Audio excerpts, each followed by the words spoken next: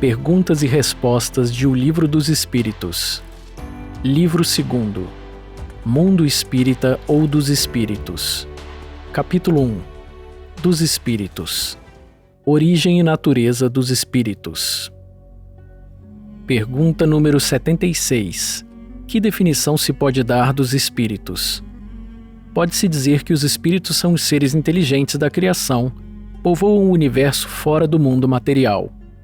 Nota: o vocábulo espírito é empregado aqui para designar as individualidades dos seres extracorpóreos, e não mais o elemento inteligente universal. Pergunta número 77. Os espíritos são seres distintos da divindade ou seriam apenas emanações ou porções da divindade e chamados, por essa razão, filhos de Deus? Meu Deus, são sua obra absolutamente como um homem que faz uma máquina. Essa máquina é obra do homem, e não ele mesmo. Sabes que quando o homem faz uma coisa bela, útil, ele a chama sua filha, sua criação. Pois bem, o mesmo se dá em relação a Deus. Somos seus filhos, uma vez que somos sua obra. Pergunta número 78. Os espíritos tiveram princípio ou existem como Deus, de toda a eternidade? Se os espíritos não tivessem tido princípio, seriam iguais a Deus, ao passo que eles são sua criação e submetidos à sua vontade. Deus existe de toda a eternidade e isto é incontestável, mas saber quando e como nos criou, não o sabemos. Podes dizer que não tivemos princípios se entenderes com isso que, sendo Deus eterno, tem criado sem descanso. Mas quando e como ele criou cada um de nós, digo-te ainda, ninguém o sabe. Aí é que está o mistério. Pergunta número 79.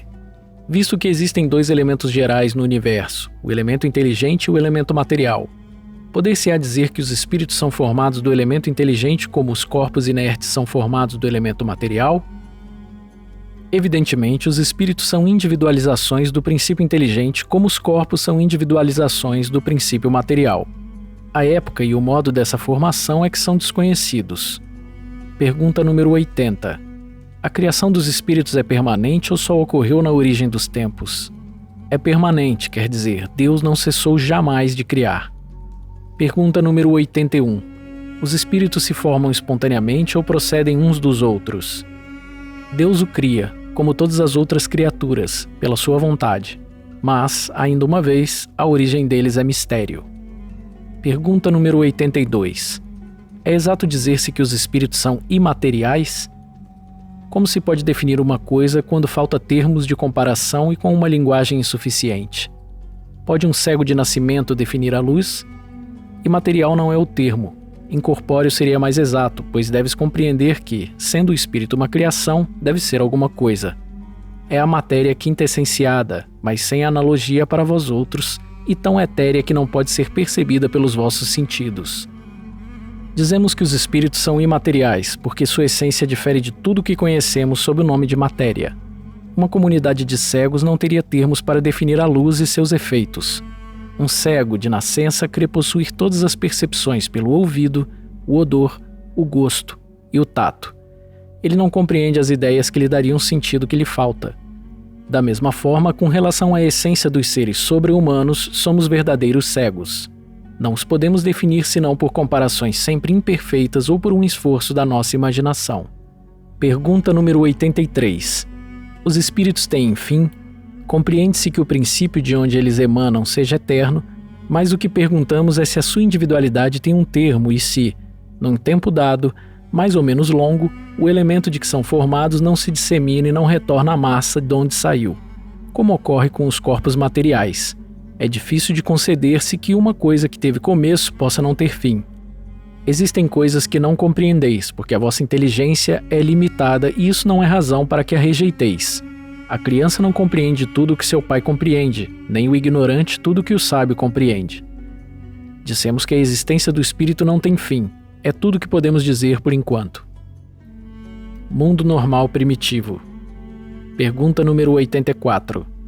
Os espíritos constituem um mundo à parte, fora daquele que vemos? Sim, o mundo dos espíritos ou das inteligências incorpóreas. Pergunta número 85. Na ordem das coisas, qual dos dois é o principal? O mundo dos espíritos ou o mundo corpóreo? O mundo espírita, Ele preexiste e sobrevive a tudo. Pergunta número 86.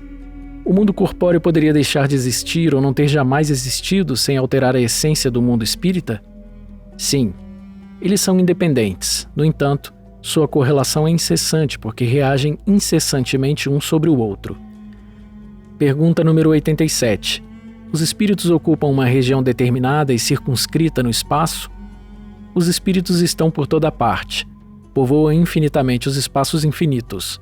Estão sempre ao vosso lado, observando e agindo sobre vós, sem o perceberdes, porque os espíritos são uma das forças da natureza e instrumentos de que Deus se serve para a realização dos seus desígnios providenciais. Mas nem todos vão a toda parte, pois há regiões interditadas aos menos adiantados. Forma e ubiquidade dos espíritos. Pergunta número 88. Os espíritos têm uma forma determinada, limitada e constante? Para vós, não. Para nós, sim. O espírito é, se quiserdes, uma chama, um clarão ou uma centelha etérea. Essa chama ou centelha tem uma cor qualquer? Para vós, ela varia da sombra ao brilho do rubi, segundo seja o espírito mais ou menos puro. Representam-se ordinariamente os gênios com uma flama ou uma estrela sobre a fronte. É uma alegoria que lembra a natureza essencial dos espíritos. Colocam-no na altura da cabeça porque aí está a sede da inteligência. Pergunta número 89. Os espíritos gastam algum tempo para percorrer o espaço? Sim, porém, rápido como o pensamento. O pensamento não é a própria alma que se transporta? Quando o pensamento está em qualquer parte, a alma aí está também, pois é a alma que pensa. O pensamento é um atributo. Pergunta número 90. O espírito que se transporta de um lugar a outro tem consciência da distância que percorre e dos espaços que atravessa ou é subitamente transportado para o lugar onde quer ir? Ocorrem ambas as coisas. O espírito pode, muito bem, se ele quiser, tomar conhecimento da distância que percorre, mas essa distância pode desaparecer completamente dependendo da sua vontade e da sua natureza mais ou menos depurada. Pergunta número 91. A matéria constitui obstáculo aos espíritos? Não. Eles penetram em tudo. O ar, a terra, as águas e mesmo o fogo lhes são igualmente acessíveis. Pergunta número 92. Os espíritos têm o dom da ubiquidade? Por outras palavras, o mesmo espírito pode se dividir ou existir em vários lugares ao mesmo tempo? Não pode haver divisão do mesmo espírito, mas cada um é um centro que irradia em diversas direções e é por isso que parecem estar em vários lugares ao mesmo tempo. Vês o Sol? É apenas um. No entanto, ilumina tudo ao redor e leva seus raios a longas distâncias. Apesar disso, ele não se divide. Todos os espíritos se irradiam com o mesmo poder? Muito longe disso. Depende do grau da sua pureza. Cada espírito é uma unidade indivisível, mas cada um deles pode irradiar seu pensamento em diversas direções sem com isso se dividir. É nesse sentido somente que se deve entender o dom da ubiquidade atribuída aos espíritos. Tal como uma centelha que se projeta à distância, sua claridade pode ser percebida de todos os pontos do horizonte, tal como ainda um homem que, sem mudar de lugar e sem se repartir, pode transmitir suas ordens, seus sinais e o movimento para diferentes pontos. Perispírito. Pergunta número 93. O espírito propriamente dito tem alguma cobertura ou está, como pretendem alguns, envolvido numa substância qualquer? O espírito está revestido de uma substância vaporosa para os teus olhos, mas ainda bem grosseira para nós. Muito vaporosa, entretanto, para poder elevar-se na atmosfera e transportar-se para onde queira. Assim como o germe de um fruto é envolvido pelo perisperma, da mesma forma o espírito, propriamente dito, está revestido de um envoltório que, por comparação, pode se chamar de perispírito. Pergunta número 94. De onde o espírito toma o seu invólucro semimaterial? Do fluido universal de cada globo. Por isso ele não é o mesmo em todos os mundos. Passando de um mundo para outro, o espírito troca o seu envoltório como mudais de roupa. Assim, quando os espíritos que habitam mundos superiores vêm entre nós, tomam um perispírito mais grosseiro? Já o dissemos. É preciso que eles se revistam da vossa matéria. Pergunta número 95. O envoltório semimaterial do espírito tem formas determinadas e pode ser perceptível? Sim, tem uma forma que o espírito deseja, e é assim que ele se vos apresenta algumas vezes, seja em sonho, seja em estado de vigília, podendo tomar forma visível e mesmo palpável. diferentes ordens de espíritos. Pergunta número 96. Os espíritos são iguais ou existe entre eles uma hierarquia? São de diferentes ordens, segundo o grau de perfeição ao qual chegaram. Pergunta número 97. Existe um número determinado de ordens ou de graus de perfeição entre os espíritos? O número é ilimitado, pois não existe entre essas ordens uma linha de demarcação traçada como uma barreira e, assim, podem se multiplicar ou restringir as divisões à vontade. Todavia, se considerarmos os caracteres gerais, elas podem reduzir-se a 3 principais. Podem-se colocar em primeiro lugar aqueles que tenham alcançado a perfeição, os espíritos puros. Os da segunda ordem alcançaram a metade da escala. O desejo do bem é a sua preocupação. Os da última ordem estão ainda no início da escala, os espíritos imperfeitos, caracterizados pela ignorância, o desejo do mal e todas as más paixões que lhes retardam o progresso. Pergunta número 98. Os espíritos da segunda ordem têm apenas o desejo do bem ou terão também o poder de praticá-lo? Eles dispõem desse poder segundo o grau de sua perfeição. Alguns possuem a ciência, outros a sabedoria e a bondade, mas todos têm ainda provas a suportar. Pergunta número 99. Os espíritos da terceira ordem são, todos eles, essencialmente maus? Não. Alguns não fazem bem nem mal. Outros, ao contrário, comprazem-se no mal e ficam satisfeitos quando encontram oportunidade de fazê-lo. Aliás, existem ainda os espíritos levianos ou estouvados, mais enganadores do que malvados, que se comprazem antes na malícia que na maldade e que encontram prazer em mistificar e causar as pequenas contrariedades das quais se riem. Escala espírita. Pergunta número 100. Observações preliminares. A classificação dos espíritos se baseia sobre o grau de seu adiantamento, sobre as qualidades que adquiriram e sobre as imperfeições das quais devem ainda despojar-se. Esta classificação, de resto, nada tem de absoluta. Cada categoria não apresenta um caráter nítido senão no seu conjunto. Todavia, de um grau ao outro, a transição é insensível e sobre os seus limites a pequena diferença se apaga como nos reinos da natureza, como nas cores do arco-íris, ou ainda como nos diferentes períodos da vida do homem. Pode-se dizer, pois, formar maior ou menor número de classes, segundo o ponto de vista sobre o qual se considera a questão. Ocorre o mesmo que em todos os sistemas de classificações científicas. Esses sistemas podem ser mais ou menos completos, mais ou menos racionais, mais ou menos cômodos para a inteligência, mas, quaisquer que sejam, não mudam em nada as bases da ciência. Os espíritos interrogados sobre essa questão podem, pois, ter divergido sobre o número de categorias, sem que isso tenha consequências. Alguns se armaram dessa contradição aparente, sem refletirem que os espíritos não ligam nenhuma importância ao que é puramente convencional. Para eles, o pensamento é tudo. Deixam para nós a forma, a escolha dos termos, as classificações, numa palavra, os sistemas. Acrescentamos ainda esta consideração que não se deve jamais perder de vista. É que entre os espíritos, do mesmo modo que entre os homens, há os muito ignorantes, não sendo demais se colocar em guarda contra a tendência a crer que todos devem tudo saber porque são espíritos.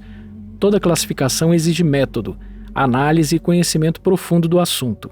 Ora, no mundo dos espíritos, aqueles que têm conhecimentos limitados são, como neste mundo, os ignorantes, os inaptos a abranger um conjunto, a formular um sistema.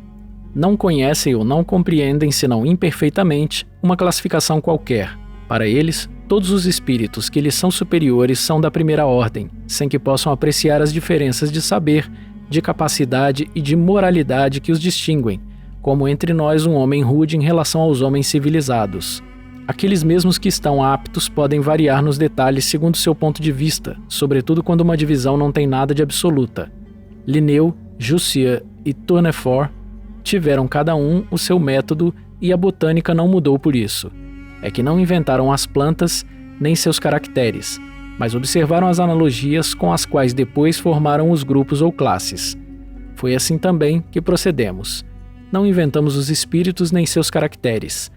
Vimos e observamos, julgando-os pelas suas palavras e atos, e depois os classificamos pelas semelhanças, baseados em dados que eles próprios nos forneceram. Os espíritos geralmente admitem 3 categorias principais ou 3 grandes divisões: Na última, aquela que está no início da escala, estão os espíritos imperfeitos, caracterizados pela predominância da matéria sobre o espírito e pela inclinação ao mal. Os da segunda se caracterizam pela predominância do espírito sobre a matéria e pelo desejo do bem. São os bons espíritos. A primeira, enfim, compreende os espíritos puros, aqueles que alcançaram o supremo grau de perfeição. Esta divisão nos parece perfeitamente racional e representa caracteres bem definidos. Só nos restava ressaltar por um número suficiente de subdivisões as diferenças principais do conjunto. Foi o que fizemos com o concurso dos espíritos, cujas instruções benevolentes jamais nos faltaram. Com o auxílio deste quadro, será mais fácil determinar a ordem e o grau da superioridade ou inferioridade dos espíritos com os quais podemos entrar em comunicação e, por consequência, o grau de confiança e de estima que merecem. É, de alguma forma, a chave da ciência espírita, porque só ele pode nos informar das anomalias que as comunicações apresentam, esclarecendo-nos quanto às desigualdades intelectuais e morais dos espíritos. Observaremos, contudo, que os espíritos não pertencem para sempre exclusivamente a tal ou tal classe. Seu progresso, não se realizando senão gradualmente e, frequentemente, mais num sentido que em outro, eles podem reunir os caracteres de várias categorias, o que se pode apreciar pela sua linguagem e pelos seus atos. Terceira ordem. Espíritos imperfeitos. Pergunta número 101. Caracteres gerais. Predominância da matéria. Sobre o espírito, propensão ao mal, ignorância, orgulho, egoísmo e todas as más paixões que lhes são consequências. Têm a intuição de Deus, mas não o compreendem. Não são todos essencialmente maus. Em alguns há mais de irreflexão, de inconsequência e de malícia do que verdadeira maldade. Uns não fazem o bem nem o mal, porém, só pelo fato de não fazerem o bem, denotam a sua inferioridade. Outros, ao contrário, comprazem-se no mal e ficam satisfeitos quando encontram a oportunidade de fazê-lo. Eles podem aliar a maldade e a malícia à inteligência, mas qualquer que seja seu desenvolvimento intelectual, suas ideias são pouco elevadas e seus sentimentos mais ou menos inferiores. Os seus conhecimentos sobre as coisas do mundo espírita são limitados e o pouco que sabem se confunde com as ideias e os preconceitos da vida corpórea. Não podem nos dar senão noções falsas e incompletas, porém, o observador atento encontra frequentemente em suas comunicações, mesmo imperfeitas, a confirmação das grandes verdades ensinadas pelos espíritos superiores. O seu caráter se revela pela sua linguagem. Todo espírito que, em suas comunicações, revela um mau pensamento pode ser classificado na terceira ordem. Por conseguinte, todo mau pensamento que nos é sugerido provém de um espírito dessa ordem. Veem a facilidade dos bons e isso, para eles, é um tormento incessante, porque experimentam todas as angústias que a inveja e o ciúme podem produzir. Conservam a lembrança e a percepção dos sofrimentos da vida corporal e essa impressão frequentemente é mais penosa que a realidade. Sofrem, pois, verdadeiramente pelos males que suportaram e pelos que fizeram os outros suportarem e, como sofrem por longo tempo, creem sofrer sempre. Deus, para puni-los, quer que eles creiam assim. Pode-se dividi-los em 5 classes principais. Pergunta número 102. 10ª classe. Espíritos impuros. São inclinados ao mal e fazem dele objeto de suas preocupações. Como espíritos, dão conselhos desleais, fomentam a discórdia, a desconfiança e se mascaram de todas as formas para melhor enganar. Ligam-se aos homens de caráter bastante fraco para cederem às suas sugestões, a fim de prejudicá-los, satisfeitos em poderem retardar o seu progresso e fazê-los sucumbir nas provas por que passam. Podem ser reconhecidos em suas manifestações pela sua linguagem, a trivialidade e a grosseria das expressões, nos espíritos como nos homens, é sempre um indício de inferioridade moral, se não intelectual. Suas comunicações revelam a baixeza de suas inclinações e se tentam enganar, falando de maneira sensata, não podem sustentar por muito tempo seu papel e acabam sempre por revelar a sua origem. Certos povos fizeram deles divindades malfazejas, outros os designaram sob o nome de demônios, gênios maus e espíritos do mal. Quando estão encarnados, os seres que eles animam são inclinados a todos os vícios que engendraram as paixões vis e degradantes, a sensualidade, a crueldade, o embuste, a hipocrisia, a cupidez e a avareza sórdida. Fazem o mal pelo prazer de fazê-lo e muito frequentemente sem motivos, escolhendo suas vítimas por ódio que têm ao bem, quase sempre entre as pessoas honestas. São flagelos para a humanidade qualquer que seja a categoria social a que pertençam, e o verniz da civilização não os livra do opróbrio e da ignomínia. Pergunta número 103. Nona classe. Espíritos levianos. São ignorantes, maliciosos, inconsequentes e zombeteiros. Envolvem-se em tudo, respondem a tudo, sem se preocuparem com a verdade. Comprazem-se em causar pequenos desgostos e pequenas alegrias, atormentando e induzindo maliciosamente ao erro por meio de mistificações e travessuras. A esta classe pertencem os espíritos vulgarmente designados sob os nomes de gnomos, duendes, diabretes, trasgos. Estão sob a dependência dos espíritos superiores, que frequentemente empregam-nos como fazemos com os nossos servidores. Nas suas comunicações com os homens, a sua linguagem é algumas vezes espiritual e engraçada, mas quase sempre sem conteúdo. Compreendem os defeitos e o ridículo humanos, exprimindo-os em tiradas mordazes e satíricas. Se usam nomes supostos, é mais por malícia do que por maldade. Pergunta número 104. Oitava classe. Espíritos pseudo-sábios. Seus conhecimentos são bastante amplos, mas creem saber mais do que realmente sabem. Tendo algumas vezes progredido em diversos pontos de vista, sua linguagem tem um caráter sério que pode iludir sobre suas capacidades e a sua iluminação interior. Em geral, porém, isso não passa de um reflexo dos preconceitos e ideias sistemáticas da vida terrena. É uma mistura de algumas verdades ao lado dos erros mais absurdos, nos quais se percebe a presunção, o orgulho, a inveja e a obstinação das quais não puderam se despir. Pergunta número 105. Sétima classe. Espíritos neutros. Não são nem muito bons para fazerem o bem, nem muito maus para fazerem o mal, inclinando-se tanto para um como para o outro, e não se elevam acima da condição vulgar da humanidade, tanto pelo moral como pela inteligência. Apegam-se às coisas deste mundo, cujas alegrias grosseiras não têm mais. Pergunta número 106. Sexta classe. Espíritos batedores e perturbadores. Estes espíritos não formam, propriamente falando, uma classe distinta pelas suas qualidades pessoais, podendo pertencer a todas as classes da terceira ordem. Manifestam frequentemente sua presença por meio de efeitos sensíveis e físicos, tais como pancadas, o movimento e o deslocamento anormal dos corpos sólidos e a agitação do ar, etc. Parecem ser, mais que os outros, agarrados à matéria, os agentes principais das perturbações dos elementos do globo, quer atuem sobre o ar, a água, o fogo, os corpos duros ou nas entranhas da terra. Reconhecem-se que esses fenômenos não são devidos a uma causa fortuita e física quando têm um caráter intencional e inteligente. Todos os espíritos podem produzir esses fenômenos, mas os espíritos elevados os deixam, em geral, como atribuições dos espíritos subalternos mais aptos às coisas materiais do que às coisas inteligentes. Quando julgam que as manifestações desse gênero são úteis, servem-se desses espíritos como seus auxiliares. Segunda ordem. Bons espíritos. Pergunta número 107. Caracteres gerais. Predominância do espírito sobre a matéria. Desejo do bem. Suas qualidades e seu poder em fazer o bem estão relacionados com o adiantamento que alcançaram. Uns têm a ciência, outros a sabedoria e a bondade. Os mais avançados reúnem o saber às qualidades morais.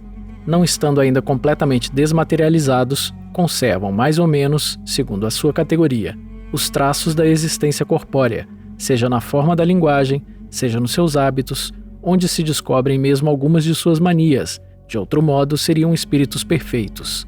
Compreendem Deus e o infinito e já desfrutam da felicidade dos bons.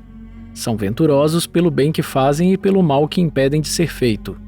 O amor que os une é para eles fonte de inefável bondade, que não se altera nem pela inveja, nem pelo remorso, nem por qualquer das más paixões que fazem o tormento dos espíritos imperfeitos. Todavia, todos ainda têm provas a suportar até que alcancem a perfeição absoluta. Como espíritos, suscitam bons pensamentos, desviam os homens do caminho do mal, protegem a vida daqueles que se mostram dignos e neutralizam a influência dos espíritos imperfeitos naqueles que não se comprazem em suportá-la. Quando encarnados, são bons e benevolentes para com os semelhantes. Não os move nem o orgulho, nem o egoísmo, nem a ambição. Não experimentam ódio, rancor, inveja ou ciúme e fazem o bem pelo bem. A esta ordem pertencem os espíritos designados pelas crenças vulgares sob o nome de gênios bons, gênios protetores e espíritos do bem. Nas épocas de superstições e ignorância, transformaram-nos em divindades benfazejas. Pode-se classificá-los em 4 grupos principais.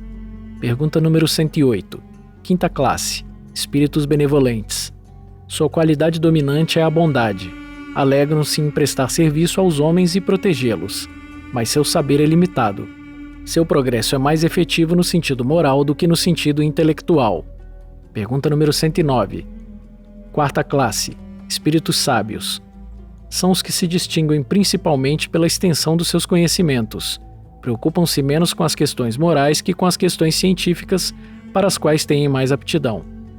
Não consideram a ciência senão do ponto de vista de sua utilidade, e não a misturam com nenhuma das paixões que são próprias dos espíritos imperfeitos. Pergunta número 110.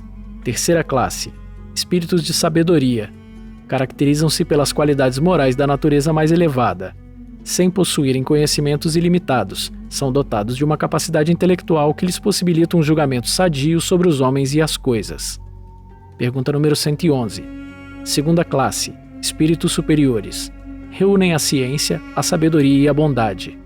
Sua linguagem, que não revela senão benevolência, é constantemente digna, elevada e frequentemente sublime. Sua superioridade os torna mais aptos do que os outros para nos darem noções mais justas sobre as coisas do mundo incorpóreo, nos limites do que é permitido aos homens conhecerem. Comunicam-se voluntariamente com aqueles que procuram a verdade de boa fé e que têm a alma desligada dos laços terrenos para compreendê-la. Distanciam-se daqueles que se animam só de curiosidade ou que a influência da matéria afasta da prática do bem. Quando por exceção encarnam sobre a Terra, é para cumprirem missão de progresso, oferecendo-nos o modelo de perfeição a que a humanidade pode aspirar neste mundo. Primeira ordem. Espíritos puros. Pergunta número 112. Caracteres gerais. Não sofrem influência da matéria. Superioridade intelectual e moral absoluta em relação aos espíritos das outras ordens. Pergunta número 113. Primeira classe. Classe única. Percorreram todos os graus da escala e se despojaram de todas as impurezas da matéria, tendo alcançado a soma de perfeições de que é suscetível a criatura, não têm mais que suportar provas ou expiações. Não estando mais sujeitos à reencarnação em corpos perecíveis, é para eles a vida eterna, que desfrutam no seio de Deus. Gozam de inalterável felicidade, visto que não estão sujeitos nem às necessidades, nem às vicissitudes da vida material. Mas essa felicidade não é de uma ociosidade monótona a transcorrer numa contemplação perpétua. São os mensageiros e ministros de Deus, cujas ordens executam para a manutenção da harmonia universal. Comandam a todos os espíritos que lhes são inferiores, ajudam-nos a se aperfeiçoarem e lhes designam as suas missões. Assistir os homens em suas aflições, concitá-los ao bem ou à expiação das faltas que os mantêm distanciados da felicidade suprema é, para eles, uma doce ocupação. São designados às vezes sob o nome de anjos, arcanjos ou serafins. Os homens podem entrar em comunicação com eles, mas bem presunçoso seria aquele que pretendesse tê-los constantemente às suas ordens. Progressão dos espíritos. Pergunta número 114. Os espíritos são bons ou maus por natureza ou são eles mesmos que se melhoram? São os próprios espíritos que se melhoram e, melhorando-se, passam de uma ordem inferior para uma ordem superior. Pergunta número 115. Entre os espíritos, alguns foram criados bons e outros maus? Deus criou todos os espíritos simples e ignorantes, quer dizer, sem ciência. Deu a cada um determinada missão com o fim de esclarecê-los e fazê-los alcançar, progressivamente, a perfeição para o conhecimento da verdade e para aproximá-los dele. A felicidade eterna e pura é para aqueles que alcançam essa perfeição. Os espíritos adquirem esses conhecimentos, passando pelas provas que Deus lhes impõe. Alguns aceitam essas provas com submissão e alcançam mais prontamente o fim de sua destinação. Outros não as suportam senão murmurando e, por suas faltas, permanecem distanciados da perfeição e da felicidade prometida. Segundo isto, os espíritos seriam, em sua origem, como são as crianças ignorantes e sem experiência, adquirindo pouco a pouco os conhecimentos que lhes faltam em percorrendo as diferentes fases da vida? Sim, a comparação é justa. A criança rebelde permanece ignorante e imperfeita. Segundo sua docilidade, ela aproveita mais ou menos. Todavia, a vida do homem tem um termo, e a dos espíritos se estende ao infinito. Pergunta número 116. Há espíritos que permanecerão perpetuamente nas ordens inferiores? Não. Todos se tornarão perfeitos. Eles mudam de ordem mais lentamente, Porque, como já dissemos de outra vez, um pai justo e misericordioso não pode banir eternamente seus filhos. Pretenderias, pois, que Deus tão grande, tão bom, tão justo, fosse pior que vós mesmos? Pergunta número 117. Depende dos espíritos apressar seu progresso para a perfeição? Certamente, eles o alcançam mais ou menos rapidamente segundo seu desejo e sua submissão à vontade de Deus. Uma criança dócil não se instrui mais rapidamente que uma criança insubmissa? Pergunta número 118. Podem os espíritos degenerar? Não. À medida que avançam, compreendem o que os distancia da perfeição. Quando o espírito finda uma prova, fica com o conhecimento que não esquece mais. Pode permanecer estacionário, mas não retrograda. Pergunta número 119. Deus não poderia isentar os espíritos das provas que devem suportar para alcançarem a primeira ordem? Se eles tivessem sido criados perfeitos, não teria mérito para desfrutar os benefícios dessa perfeição. Onde estaria o merecimento sem a luta? Aliás, a desigualdade que existe entre eles é necessária às suas personalidades e a missão que eles cumprem nos diferentes graus da escala está nos desígnios da providência para a harmonia do universo. Visto que na vida social todos os homens podem alcançar as primeiras funções, igualmente poder-se-ia perguntar por que o soberano de um país não promove cada um dos seus soldados a general? Por que todos os empregados subalternos não são empregados superiores? Todos os estudantes não são mestres? Ora, entre a vida social e a espiritual há esta diferença. A primeira é limitada e não permite sempre alcançar todos os graus, enquanto a vida espiritual é indefinida e deixa a cada um a possibilidade de elevar-se ao grau supremo. Pergunta número 120. Todos os espíritos passam pela fieira do mal para alcançar o bem? Não pela fieira do mal, mas pela da ignorância. Pergunta número 121. Por que certos espíritos seguiram o caminho do bem e outros o do mal? Não têm eles o livre-arbítrio? Deus não os criou maus, criou-os simples e ignorantes, isto é, com aptidão tanto para o bem quanto para o mal. Aqueles que são maus, assim se tornaram por sua vontade. Pergunta número 122. Como podem os espíritos, em sua origem, quando não têm consciência de si mesmos, desfrutar da liberdade de escolha entre o bem e o mal? Existe neles um princípio, uma tendência qualquer que os incline mais para um caminho que para outro? O livre-arbítrio se desenvolve à medida que o espírito adquire a consciência de si mesmo. Ele não teria mais liberdade se a escolha fosse determinada por uma causa independentemente da sua vontade. A causa não está nele, está fora dele, nas influências a que cede em virtude de sua vontade livre. É a grande figura da queda do homem e do pecado original. Alguns cederam à tentação, outros resistiram. De onde provêm as influências que se exercem sobre ele? Dos espíritos imperfeitos, que procuram se aproximar para dominá-lo e que se alegram em fazê-lo sucumbir. Foi isso que se intentou simbolizar na figura de Satanás. Essa influência não se exerce sobre o espírito senão em sua origem? Ela o segue na sua vida de espírito, até que tenha tanto império sobre si mesmo que os maus desistem de obsidiá-lo. Pergunta número 123. Por que Deus tem permitido que os espíritos possam seguir o caminho do mal? Como ousais pedir a Deus contas de seus atos? Pensais poder penetrar-lhes os desígnios? Todavia podeis dizer assim: a sabedoria de Deus está na liberdade que Ele deixa a cada um de escolher, porque cada um tem o mérito de suas obras. Pergunta número 124. Uma vez que há espíritos que, desde o princípio, seguem o caminho do bem absoluto e outros o do mal absoluto, deve haver, sem dúvida, degraus entre esses dois extremos? Sim, certamente, e é a grande maioria dos espíritos. Pergunta número 125. Os espíritos que seguiram o caminho do mal poderão alcançar o mesmo grau de superioridade que os outros? Sim, porém as eternidades serão para eles mais longas. Por essa expressão, as eternidades, se deve entender a ideia que os espíritos inferiores fazem da perpetuidade dos seus sofrimentos, visto que não lhes é dado anteverem seu termo, e essa ideia se renova em todas as provas nas quais eles sucumbem. Pergunta número 126. Os espíritos que alcançaram o grau supremo de perfeição, depois de passarem pelo mal, têm menos mérito que os outros aos olhos de Deus? Deus contempla os transviados de igual maneira e os ama com o mesmo coração. São chamados maus porque sucumbiram, não eram antes mais que simples espíritos.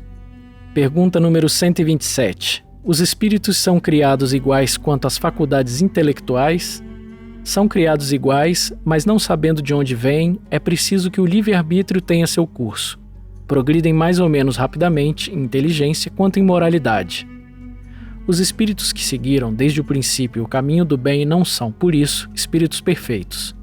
Se não têm más tendências, precisam, porém, adquirir ainda a experiência e os conhecimentos necessários para alcançarem a perfeição.